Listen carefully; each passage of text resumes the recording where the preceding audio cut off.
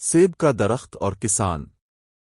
एक गांव में एक किसान रहता था जिसका एक बड़ा बाग था जिसमें एक पुराना सेब का दरख्त भी शामिल था। बचपन में वो किसान सेब के दरख्त के नीचे खेलता था और इस दरख्त ने इसे बेहतरीन और मीठे सेब दिए करते थे।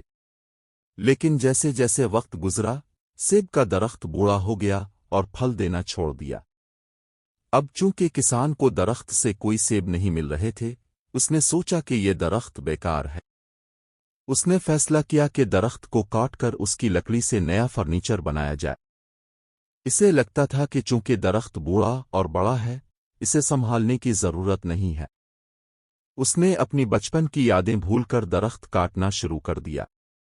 लेकिन इस दरख्त में बहुत से छोटे जानवर रहते थे, जैसे कि गिलहरियां, चिड़ियां और दीगर परिंदे और कीड़े।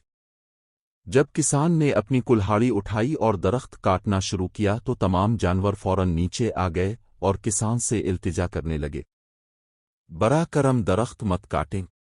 हमने बचपन में आपके साथ यहाँ खेला था। ये हमारा घर है और हमारे पास जाने के लिए कोई और जगह नहीं है। गुलहरी ने कहा, बरा करम मेरा घर तबाह न करें। चिड़ियां और दीगर जानवर भी बोल पड़ी।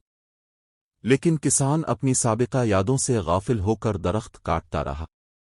अचानक इसकी नज़र एक चमकते हुए शहद के छत्ते पर पड़ी।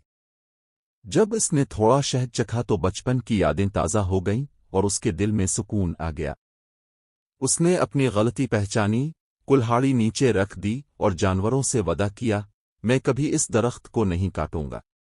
अब सब यहां पुरसुकून रहेंगे। सबक: कुदरत के हर जानदार की अपनी अहमियत होती है।